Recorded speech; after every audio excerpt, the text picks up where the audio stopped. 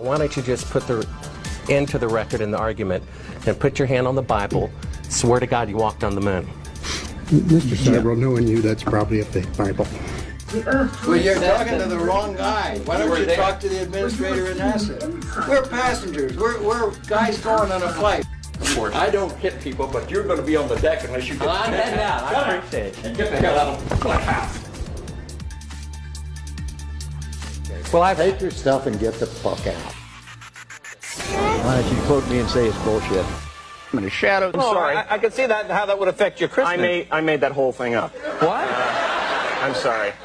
I guess I just wanted to seem interesting. I guess there's a real danger of that on this show. There's a pressure. Well, yeah, people come out and they've run out of anecdotes, you know, and they just start making stuff up. Yeah. Like that Neil Armstrong guy. Have you seen him on the talk shows? Neil Armstrong, you mean the first man to walk on the moon? Talk about a fish story. Man, and they're buying it. Oh, yeah.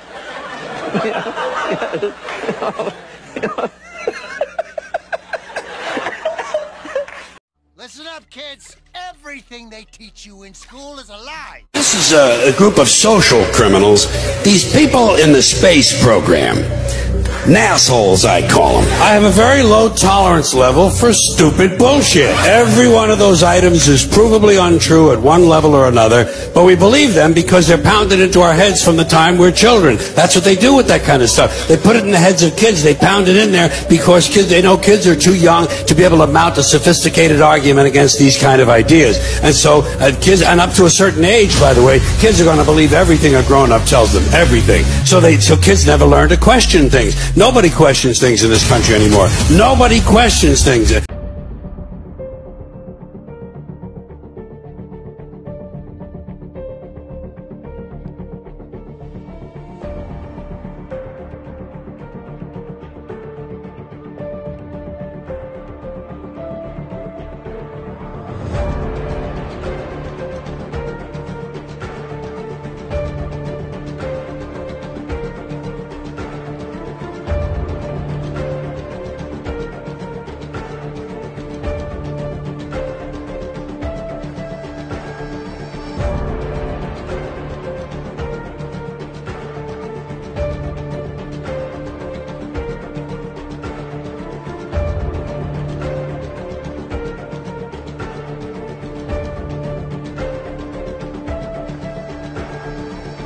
Are you reminded of your achievement? Well, if I go out back and look up in the sky and see the moon, either I can remember where I was 20 years ago, or I can pretend I've never been there, and it works for me either way. I can pretend I've never been there, and it works for me either way. Okay, class, today we will be looking at the proudest moment in American history, the Apollo 11 moon landing. Here we can see Neil Armstrong taking that historic first step and becoming the first man to walk on the moon. Yes, Timmy? Who shot that? What? Who shot that footage? What do you mean? Well, if Neil Armstrong was the first man on the moon, then who's holding the camera? I'm going to step off the limb now. That's one small step for man, one giant leap for mankind. Well, Who's out there with the camera? No, I know what you're asking. I'm just... Very fine-grained as you get close to it. It's almost like a powder. Could have been like a tripod, or... No, it's not. Tranquility Base. Oh. Okay, cut. Wow, Neil Armstrong. Hey, wait a minute. You're supposed to be on the moon. I just saw it on TV. Oh, there's a tape delay and with all solar winds.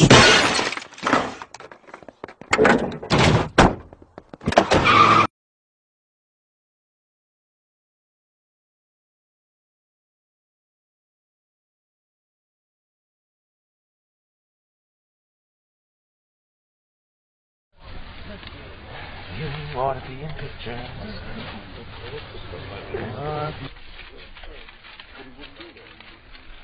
Not the best? Let's say it's another one to print. I think that's awfully good. That one and the one before it was pretty good. Do we have about 15 seconds? Oh yeah, you got a lot of time. Yeah.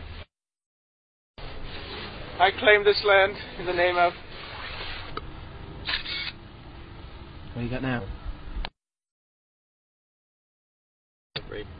Now move.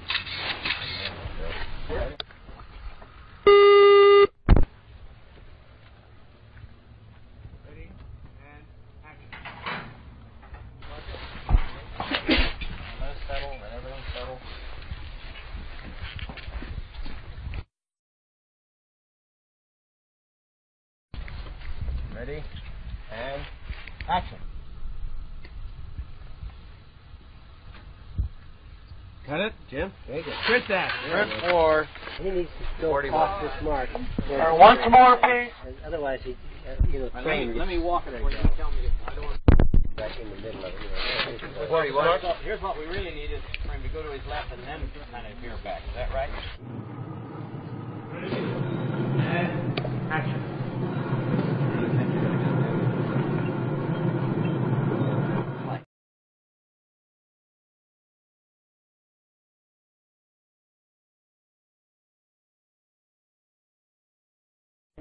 Ready? And action.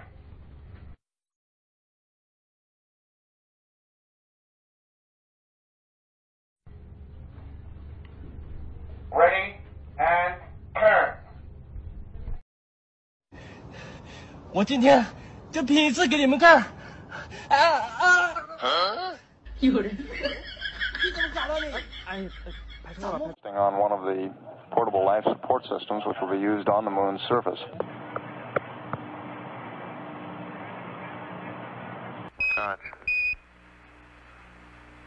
Now we're coming in. Can't quite make out who that had. That seems more at home. Roger. Looks like Neil is coming in 5 by there. 11. Mike, see you in the background.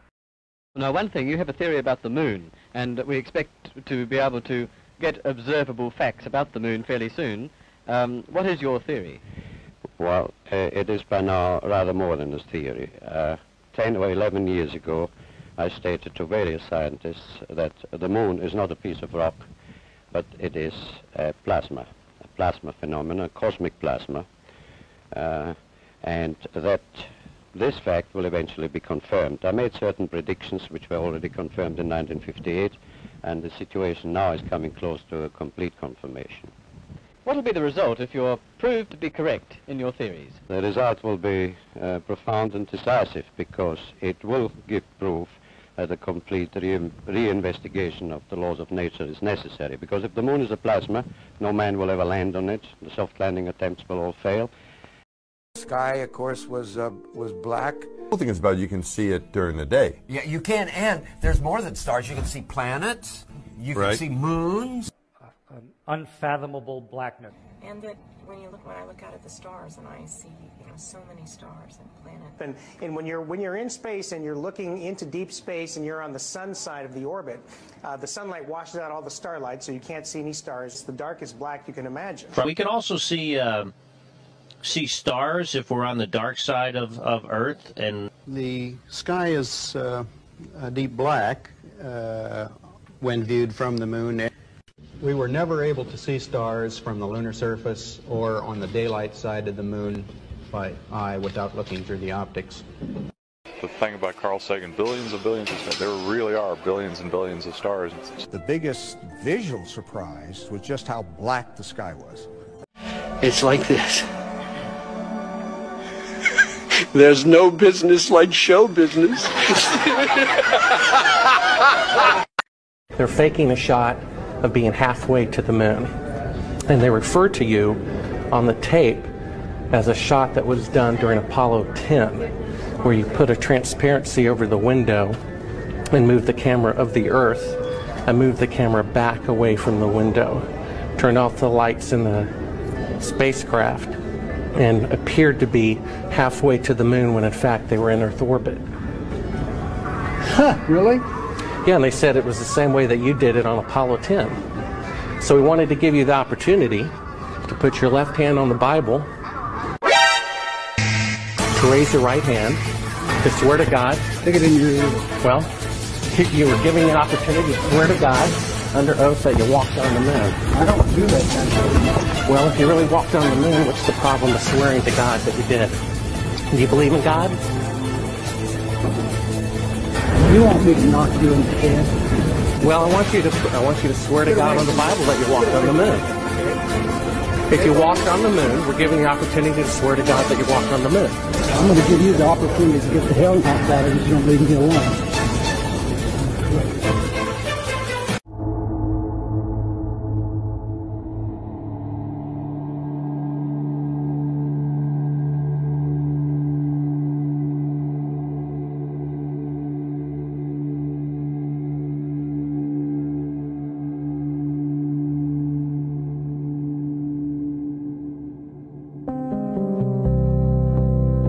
We will use a number of films and slides which most of you have already seen,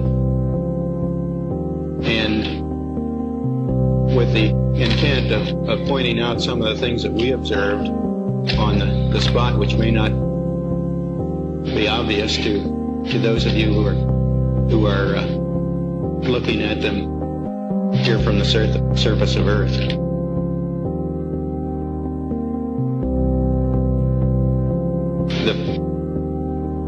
The flight, as you know, started promptly. And I think that was characteristic of all the events of the flight. The Saturn gave us one magnificent ride. Both into Earth orbit and on a trajectory to the moon. Trajectory to the moon. To the moon. The moon. The moon.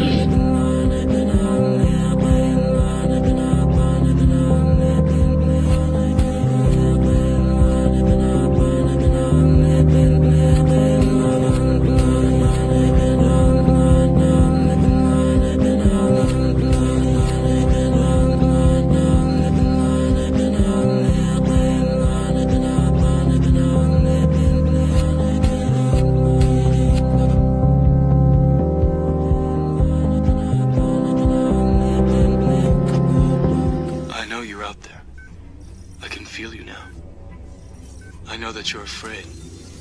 You're afraid of us. You're afraid of change. I don't know the future. I didn't come here to tell you how this is going to end. I came here to tell you how it's going to begin.